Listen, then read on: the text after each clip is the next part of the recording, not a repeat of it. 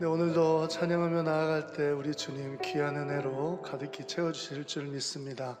그 좋으신 주님 앞에 우리 다 같이 영광의 박수, 감사의 박수 드리시겠습니다. 할렐루야. 주님 감사합니다. 영광 받으시옵소서. 다 같이 일어나시겠습니다. 일어나셔서 찬양하라 복되신 구세주 예수 찬양함으로 오늘 예배 시작하겠습니다.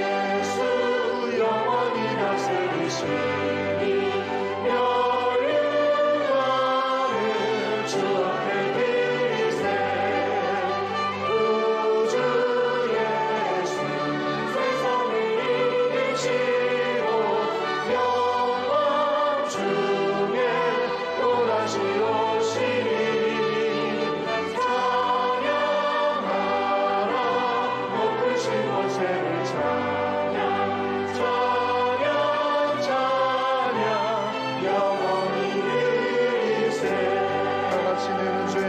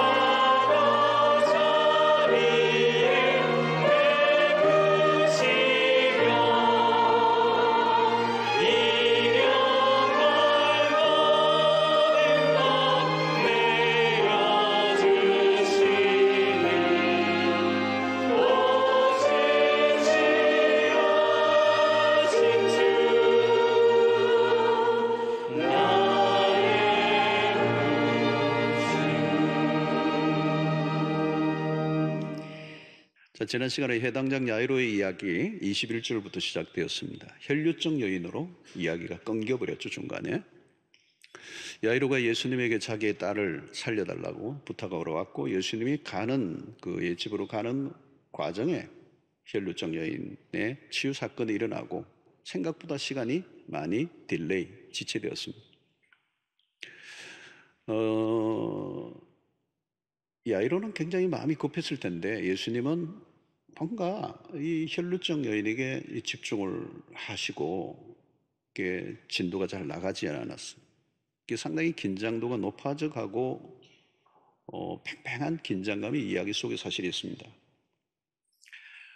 예수님과 여인과의 대화가 계속되는 가운데 야이로의 집에서 누가 와서 소식을 전합니다. 35절이죠. 아직 예수께서 말씀하실 때에 해당 장의 집에서 사람들이 와서 해당 장에 이르되 당신의 딸이 죽었나이다. 어찌하여 선생을 더 괴롭게 하나이까? 딸이 죽었다는 거예요. 이 분위기가 급반전되는 겁니다. 자, 두 사건이 교차되는데요. 하나는 혈류증 여인이 살아났습니다. 근데 야이로의 딸은 죽었어요. 한 사람에게는 기쁨이, 한 사람에게는 절망이, 희비곡선이라고 그러죠. 교차되고 있는 장면이에요. 혈류증 여인은 12년 동안 혈류증을 알아왔다. 병을 알았다. 야이로에 따른 12살이에요. 10이라는 숫자. 의미가 있죠. 12지파, 12제자. 뭔가 상징적인 의미를 갖고 있습니다. 해당 장의 집에서 온 사람이 더 이상 예수님 괴롭게 하지 마십시오. 상황 끝입니다. 자, 여기서 우리는 의문이 들죠. 혈류증 여인만 끼어들지 않았다면, 또 예수님이 시간을 그렇게 끌지 않았다면 딸이 살 수도 있었을 텐데. 자, 우리의 삶에 이런 일들이 자주 일어납니다. 내가 원하는 대로 상황이 돌아가지 않을 때, 내가 예측한 대로 모든 게 돌아가지 않을 때, 그때 우리가 기도하죠. 하나님, 다급했어요. 이런 사실 우리가 기도할 때 보면 굉장히 다급할 때 기도합니다. 다급하지 않을 때는 기도하는 것 같은데 사실은 졸고 있을 때가 많아요. 자, 야이로가 보기에는 예수님의 행보로 매우 느렸습니다. 혈류증 여인으로 인해 계속 지체가 되는 것으로 인해 야이로가 얼마나 애간장에 녹았겠습니까? 자기 딸이 지금 죽어가고 있는데, 이 중환자를 태운 앰뷸런스가 막 가다가 막히면 가족들 같은 경우는 가슴이 타죠. 자, 그런데 이미 너무 늦었고 딸은 죽고 말았습니다. 자, 이때 야이로에게 최대의 위기가 왔죠. 모든 게 무너져 내리는 상황입니다. 야이로가 처음 예수를 찾았을 때만 해도 소망을 가졌어요. 믿음으로 출발했습니다. 근데 그 믿음이 지금 기로에 선 거예요. 죽었다는 겁니다. 예수님을 만나면 모든 문제가 다 해결될 줄 알았는데 그게 아니에요. 이 주변에서 뭐라고 그러면 이제 그만두라는 거예요. 돌아가자. 아마 이때 야이로가 굉장히 많이 흔들렸을 거예요. 바로 그때 예수님이 입을 여십니다. 36절에 보니까 예수께서 그 하는 말을 곁에서 들으시고 해당 장에게 이르시되 두려워하지 말고 믿기만 하라. 여기 두려워하지 말고 믿기만 하라. 이 말의 표현 안에는 뭐가 있느냐면, 처음 나를 믿고 그 믿음으로 나를 찾아왔다면 그 믿음을 계속 붙들고 있어. 믿음을 포기하지 마. 자, 여러분, 두려워하지 말고 믿기만 하라. 이 말은 참 놀라운 말씀이죠, 사실은. 두려움과 믿음은 둘 중에 하나를 선택하는 겁니다. 두려워할 것인가, 믿을 것인가. 공존할 수는 없어요. 두려움의 세계와 믿음의 세계는 전혀 다른 것입니다. 만약에 믿음의 대상을, 믿음을 분명히 우리가 믿음을 가진다면 두려움은 떠나갈 것이고, 두려움에 집중하면 거기는 믿음이 존재할 수가 없어요. 둘 중에 하나를 선택해야 되는 것입니다. 사실 이 혈류증 여인으로 인해서 시간이 지체되기는 했지만 예수님과 함께 오는 과정 가운데 이 혈류증 여인이 예수님의 옷을 대고 나았던 것을 현장에서 목격한 사람은 야이로입니다. 야이로는 기적의 현장을 본 것이죠. 어쩌면 예수님은 이 야이로에게 이 기적의 현장을 보여주고 싶었을지도 모릅니다. 너의 상황이, 너가 기대하는 그 상황이 안 좋게 돌아간다 할지라도 이 기적을 일으키시는, 그리스도가 누구인가를 보여주기를 원하셨던 거죠. 믿음은 일어난 상황보다 그리스도를 계속 바라보는 것입니다. 자, 오늘 본문의 이야기의 구성이 매우 흥미로운데요. 야이로의 이야기 안에 혈류증 여인의 이야기를 삽입해 놓았다고 그랬어요. 샌드위치라고 그랬어요. 혈류증 여인 사건으로 본래 이야기가 시작된 그 이야기가 이제 야이로의 딸의 사정이 그 혈류증 여인의 사건으로 인하여 굉장히 악화되었습니다. 이야기의 출발선상에는 희망이 있었습니다. 그러나 이야기가 흐를수록 악화되어 가고 있죠. 상황이 호전되는 게 아니라 더 악화되어져 가고 있는. 야이로 역의 입장에서는 도무지 이해하기 힘든 진행이었습니다. 이것은 마치 영화의 한 장면하고 똑같아요. 영화가 마지막으로 갈수록 최악의 상황이 펼쳐집니다. 특히 007 영화가 그렇습니다. 주인공이 거의 죽을 것 같아요. 그러면 거의 끝나갈 지점입니다. 도무지 길이 안 보이고, 그래서 유능한 감독일수록 최악의 상황을 잘 연출하게 함으로 그 보는 관객들이 손에 땀을 쥐게 합니다. 바로 지금 그 상황이죠. 주님이 매우 느린 행보, 그리고 마침내 터지지 말아야 할 일이 터져버렸어요. 살려달라고 했는데 우리 아이가 죽어버렸다는 거예요. 다급하게 찾아갔는데 그렇게 느린 그림을 그러면 어떻게 하는 것입니까? 자, 드디어 예수님의 일행이 야이로의 집에 도착하자 통곡의 소리가 가득했습니다. 12년 동안 길러온 딸이 죽었어요. 한 가정의 자녀의 존재라는 것은 우리가 설명할 필요가 없습니다. 12살의 딸입니다. 그 아이가 탄생했을 때부터 12년 동안 길러왔던 그 부모의 애정은 말로도 할 수가 없죠. 그런데 그 아이가 숨을 거두었습니다. 이건 최악의, 인생의 경험할 수 있는 최악의 경험이고 최고의 고통입니다. 자, 그 순간 주님은 먼저 소수만 따르도록 하셨어요. 37절에 보니까 베드로와 야고보와 야고보의 형제 요한 외에 아무도 따라옴을 허락하지 아니하시고, 기적은 쇼가 아니기 때문에 특별한 장면은 특별한 사람들에게만 허락됩니다. 주님은 아이의 죽음 앞으로 다가가시죠. 그리고 첫 번째 일성이 뭔가 하면 39절에 들어가서 그들에게 이르시되 너희가 어찌하여 떠들며 우느냐, 이 아이가 죽은 것이 아니라 잔다 하시니. 무슨 말입니까 여러분? 생소한 말이죠. 죽으면 죽은 것이지 자는 게 뭡니까? 코마 상태를 말하는 게 아닙니다. 생전 들어보지도 못한 말씀을 하신 거예요. 죽으면 끝이잖아요. 근데 주님은 죽은 것이 아니라 잔다라고 말씀하시죠. 사람들의 반응이 무엇입니까? 40절에 그들이 비웃더라. 예수께서 그들을 다 내보내신 후에 아이의 부모와 또 자기와 함께한 자들을 데리시고 아이 있는 곳에 들어가서 비웃는 소리들. 당연하죠. 죽은 자는 죽은 자인데 잔다고 그랬으니까. 세상의 사람들은 자기의 경험 세계 안에서만 받아들이고 경험의 세계 바깥의 것을 받아들이려고 하지 않습니다. 주님은 그 비웃는 소리를 들으셨지만 묵묵히 당신이 하실 일을 하셨어요. 비웃는 일에 연연할 필요가 없고, 어쩌면 조금 있으면 그 비웃는 자들이 비웃음을 당할 수도 있는 상황으로 바뀔 수밖에 없는. 여러분, 오늘도 우리의 인생 가운데 살아갈 때, 우리가 믿음의 길을 걸어갈 때 사람들이 비웃는다 할지라도 너무 연연해하지 마세요. 그냥 가는 길을 가시면 돼요. 자, 드디어 방에 들어가신 예수님이 이렇게 선포하십니다. 41절에 그 아이의 손을 잡고 이르시되 달리다곰 하시니, 번역하면 곧 내가 네게 말하노니 소녀야 일어나라 하십니다. 이 다곰은 이 아람어예요. 소녀야 일어나라. 다르게 표현하면 일어나라 어린 양아, 그런 의미가 있습니다. 그 말씀이 선포하자 42절에 보니까 소녀가 곧 일어나서 걸으니 나이가 12살이라 사람들이 곧 크게 놀라거늘. 비웃던 사람들도 크게 놀랐어요. 기적 중의 기적입니다. 죽은 것이 아니라 잔다는 말씀은 사실이었습니다. 딸에게 죽음은 끝이 아닙니다. 병이 낫는 것과 전혀 다른 차원의 역사가 일어난 것이죠. 자, 이것은 무슨 일입니까? 우리는 그동안 마가복음을 다루면서 예수님께서 바로 앞부분에 바람과 바다를 잠잠하게 하셨어요. 이 사건은 예수 그리스도가 자연의 통치자, 자연을 다스리시는 분이다. 병자를 고치셨습니다. 질병을 통치하시는, 그 모든 질병이 그리스도의 지배 아래 있는 것. 또 귀신을 내쫓으셨습니다. 악한 영들을 통치하시는 그리스도. 이제는 뭐예요? 죽은 자를 살려내시는 것은 사망의 권세까지 다스리시는 그리스도는 하나님이십니다라고 하는 것입니다. 오늘 여러분 이야기의 핵심이에요. 핵심, 클라이막스로 오는 것입니다. 그리스도가 죽음의 문제까지 다루고 계신다는 거예요.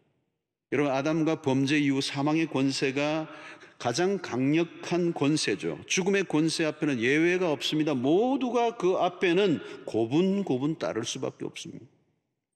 여러분, 이 세상에 뭐 성공하고 잘나고 힘있고 뭐 권세 있고 뭐 그럼 떵떵하고 막 폼 잡잖아요. 얼마 못 가요. 죽음 앞에서는 꼼짝도 못해요. 초라해져요. 여러분, 인간이 범죄한 이후에 반드시 죽으리라는 말씀이 온 땅을 지배하고 있어요. 야이로의 딸이 죽었다가 살아난 사건은 지나가는 어떤 해퍼닝이 아닙니다. 이것은 상징성이 있고 예언적 성격을 띠고 있고 재창조의 사건을 예고하고 있습니다. 장래 새 하늘과 새 땅에서 일어날 일에 대한 일종의 예고편과 같습니다. 죽음으로 인한 절망과 애곡이 가득한 세상을 생명의 기쁨으로 노래할 날이 이제 올 것이라고 하는 희망을 보여주는 전주곡과 같은 사건이 바로 오늘 이 사건이에요. 이것은 이미 이사야에 예언되었고 요한계시록에서는 완성될 하나님의 나라에 대한 예언과 같아요. 사도 요한은 요한계시록 21장 22장에서는 눈물도 없고 더 이상 애통함도 없고 고통도 없고 더 이상 죽음이 없는 나라에 대한 환상을 보여주죠. 혈류증 여인으로 인해 시간이 지체되는 순간에 절망이 깊어졌고 아이가 결국 죽음으로 모든 최악의 상황까지 갑니다. 그러나 사실 거기에는 주님의 의도가 있었어요. 죽음을 통하여 보여주실 놀라운 영광스러운 세계가 준비되어 있었던 거죠. 사망의 권세로 뒤덮인 세상에 부활의 서광이 비춰지는 영광스러운 사건을 준비해 놓고 있었어요. 사랑하는 성도 여러분, 요즘 코로나 팬데믹으로 온 세상이 공포 속에 있습니다. 공포의 실체는 뭡니까? 죽음 때문이죠. 죽음의 공포가 멀리 있지 않고 매우 가까이 우리 주변을 맴돌고 있다는 것은 사람들은 두려움을 느낍니다. 성도 여러분, 그리스도가 오시기 전에는 죽음에 대한 답이 없었습니다. 그냥 죽음이에요. 그냥 사망이라고요. 그게 심판이고 끝이에요. 지옥이에요, 그냥. 그러나 그리스도가 오심으로 시작된 확실한 변화는 죽음에 대한 답이 주어졌어요. 사복음서 안에는 이 사건 외에도 죽었다가 다시 살아난 사건이 또 있습니다. 나인성 과부의 아들이 살아난 사건, 나사로가 죽은 지 나흘 만에 그냥 칭칭 감고 있던 세마포를 풀고 나오는 역사.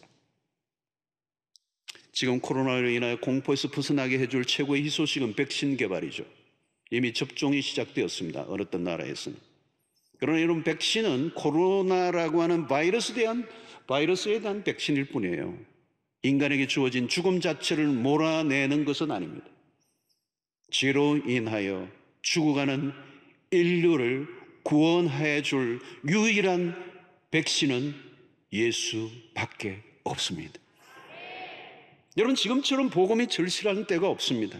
요한복음 11장 25절 26절에 보면 예수께서 이르시되 나는 부활이요 생명이니 나를 믿는 자는 죽어도 살겠고 무릇 살아서 나를 믿는 자는 영원히 죽지 아니하리니 이것을 내가 믿느냐.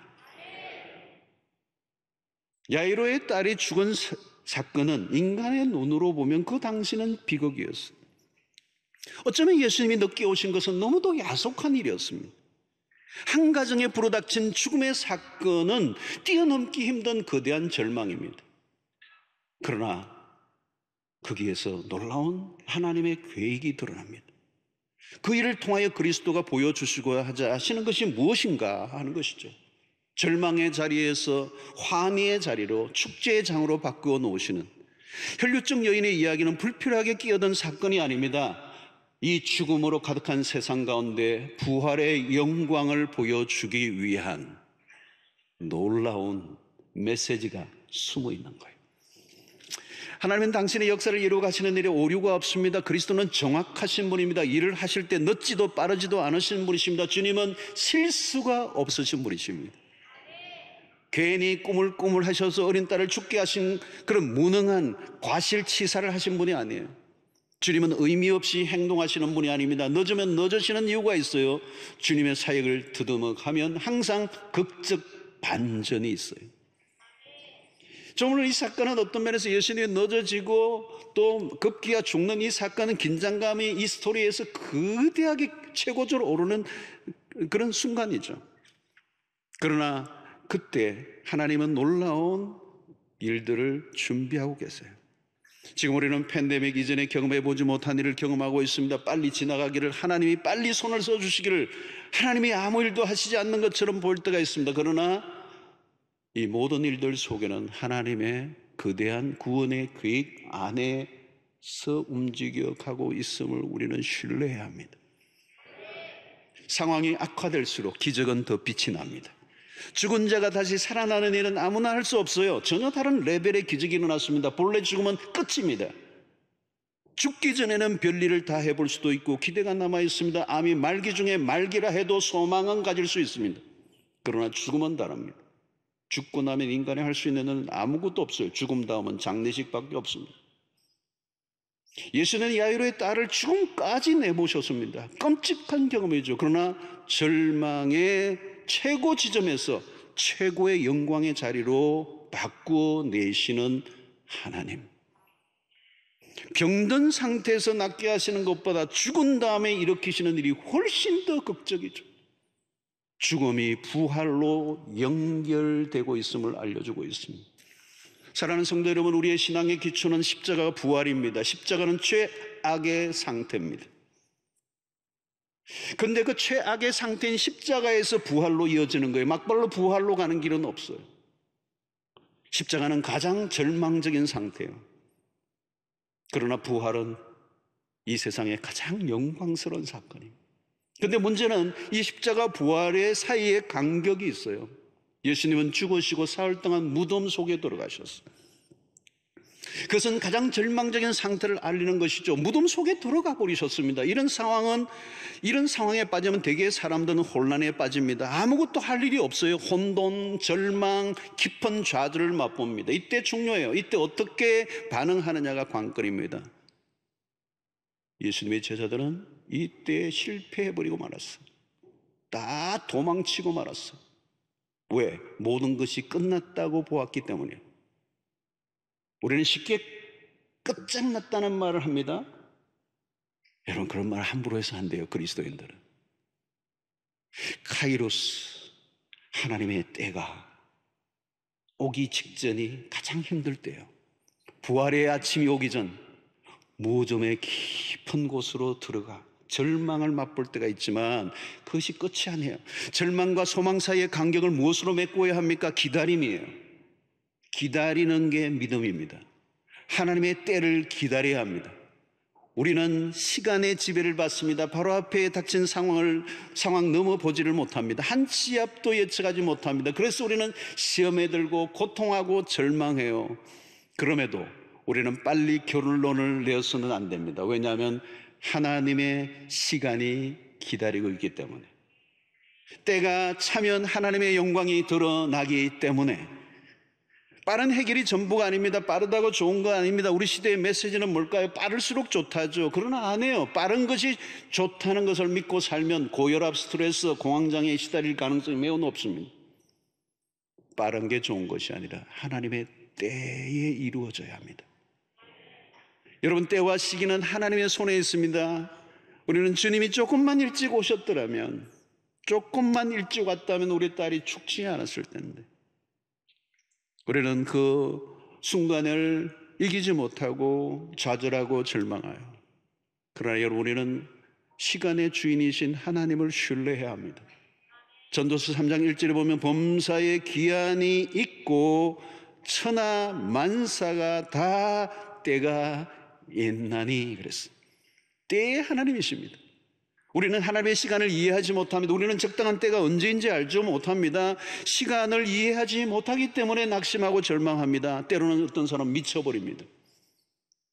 그러나 여러분, 우리가 할 수 있는 일은 시간을 조종할 수 없어요. 시간을 통제는 오직 하나님만이 하시기 때문에 그분에게 맡겨야 하는 것입니다. 조급해하지 마십시오. 지금도 우리는 어려운 때를 지나고 있습니다. 언제까지 계속될 것인지 우리는 잘 모릅니다. 우리는 기다립니다. 그러나 막연한 기다림은 아니에요. 우주 만물을 통치하시고 모든 것이 하나님의 뜻 가운데 돌아가고 있음을 믿습니다. 요즘 더욱더 우리는 하나님의 나라에 대한 묵상을 하게 되죠. 세상의 나라가 얼마나 허약하고 쉽게 흔들리는가. 우리가 꿈꾸는 나라는 이 세상이 아니라 하나님의 나라예요. 우리가 바라는 것이 지연되고 내가 기대하는 것과 다르게 돌아갈 때가 많습니다. 어떤 날에 남편이 죽게로 돌아오기를 그렇게 기도하고 애를 썼는데 오히려 더 악화되고 더 이상한 모습으로 흘러갈 때가 있어요. 자녀들에 대한 바람이 있는데 그와 상관없이 더 나쁜 이상한 형태로 나아갈 때 힘들어지죠. 상황이 나아지는 게 아니라 더 나빠져 갈 때 우리는 절망합니다. 현실이 힘든 건 어쩔 수가 없어요. 우리가 시간을 조정할 수가 없어요. 남편을 당장 변화시킬 수 있는 능력이 우리에게는 없어요. 사춘기 아이가 빗나갈 때 어느 한순간 성숙한 어른으로 만들어낼 재간이 우리에게는 없어요. 코로나 상황도 우리가 어떻게 조절이 안 돼요. 그러나 우리가 믿습니다. 시간의 주인은 하나님이시고 그분은 가장 완전하신 분이시고 카이로스, 결정적인 시간이 하나님의 손에 달려있고 십자가가 보일 때는 아무것도 없는 것 같고 모든 게 끝난 것 같지만 하나님은 부활을 준비하고 계셨던 거죠. 여러분, 우리가 할 일은 뭘까요? 주님과 동행하는 것입니다. 일상 속에 주님과 동행하는 가운데 모든 것을 주님께 맡기는 것입니다. 시간에 순응해야 합니다. 느리고 빠르고는 우리가 통제할 수가 없습니다. 내 생각대로 돌아가지 않을 때 좌절하고 절망하기도 하지만 그럼에도 불구하고 우리가 붙잡고 있는 주님을 놓치지 않게 되기를 바랍니다. 우리는 연약한 인간이나 힘들면 힘들어져요. 흔들려요. 그러나 그 고비를 넘어가야 합니다. 출산의 순간이 가장 힘들 때예요. 죽을 것 같은 순간이 있습니다. 완성의 날이 가까울수록 더 힘들어져요. 그러나 그때 믿음으로 걸어가요. 카이로스의 순간이 반드시 오기 때문에. 사랑하는 성도 여러분, 하나님은 믿음으로 기다리고 기다린 자들을 결코 실망시키지 않으실 것입니다. 무엇보다도 기다리는 동안에 하나님은 우리를 더 깊어지게 하세요. 기다리고 믿음으로 기다리는 그 시간을 통해 하나님 우리를 단단하게 하시고 어떤 일들을 통해서도 흔들리지 않고 견고한 믿음의 경지로 나아가도록 우리를 인도해 주시는 줄로 믿습니다. 지체되는 시간, 내가 원하는 대로 돌아가지 않는 그 시간은 결코 마이너스가 아니에요. 결류적 요인으로 인하여 늦어지고 미루어지고 지체되는 것, 그래서 가장 절망적인 상태에 빠지고 어떻게 보면 미칠 것 같은 그 상황, 그래서 모든 게 끝난 것 같지만 아니에요. 하나님은 최악의 상황에서 상상할 수 없는 영광의 부활을 준비해 놓고 계셨던 것처럼 기다림은 마이너스가 아닙니다. 지체되는 것은, 응답이 지체되는 것은 끝난 것이 아니라 하나님의 때, 카이로스가 오고 있음을 말씀하고 있다는 사실을 믿으시고 최악의 상황에서 최상의 상태로 바꾸어 놓으시는 그 하나님의 역사를 기대하고 기다리고 기다리며 주님과 동행하는 일상의 삶을 살아가시는, 그래서 반드시 승리의 그날, 영광의 그날, 부활의 소망을 경험하는 주의 백성들 되시기를 축원합니다. 하나님 아버지, 오늘 또 우리에게 주신 말씀을 통하여 우리의 생각대로 모든 것이 돌아가지 않을 때, 모든 것이 끝난 것 같을 때, 그럼에도 불구하고 우리의 시선을 하나님께 두고 또 기다리고 기다려 가장 영광스러운 반전의 역사를 결국은 경험해내는 주의 신실한 백성들 되게 하여 주시옵소서. 예수님 이름으로 기도하옵나이다. 아멘.